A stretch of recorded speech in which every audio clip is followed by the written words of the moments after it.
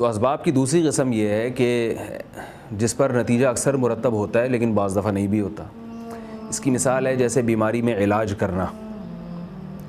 بیماری میں ہم جب علاج کرتے ہیں تو عموماً ٹھیک ہو جاتے ہیں لیکن بعض دفعہ نہیں بھی ٹھیک ہوتے, اور بعض دفعہ علاج کے بغیر بھی ٹھیک ہو جاتے ہیں. بیماری اپنا ٹائم مکمل کر کے خود بخود, جیسے کوئی وائرل پھیلا ہوا ہو, ایک میعادی بخار ہوتے ہیں, تو اگر آپ اسباب اختیار نہ بھی کریں تو وہ بخار اپنا ٹائم پورا کر کے خود بخود ختم ہو جاتا ہے.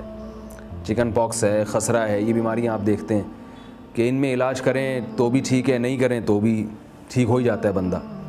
تو اس کا یعنی علاج سے بہت گہرا ربط نہیں ہے.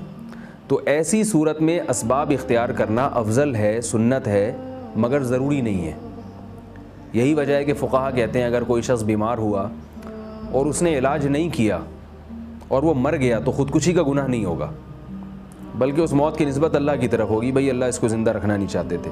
لیکن بہتر ہے کہ علاج کر لے انسان, اپنے آپ کو آزمائش میں نہ ڈالے, بہتر ہے. لیکن یہاں پر یہ ایک ایسا سبب ہے چونکہ اس پر لازمی نتیجہ مرتب نہیں ہوتا. وہ کہہ سکتا ہے کہ اللہ میں نے تو بہت سے لوگ دیکھے تھے جنہوں نے علاج کرایا وہ ٹھیک نہیں ہوئے, تو اس لیے میں نے کرایا ہی نہیں. لیکن ایسا نہیں کوئی کہہ سکتا کہ اللہ میں نے تو بہت سے لوگ دیکھے تھے انہوں نے پانی پیا پیاس پھر بھی نہیں بجھی.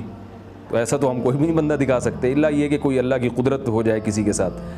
تو یہ اسباب کی دوسری قسم ہے. اسباب کی تیسری قسم جو ہے یہ وہ قسم ہے جس پر اکثر نتیجہ مرتب نہیں ہوتا, کبھی کبھار تکا لگ جاتا ہے.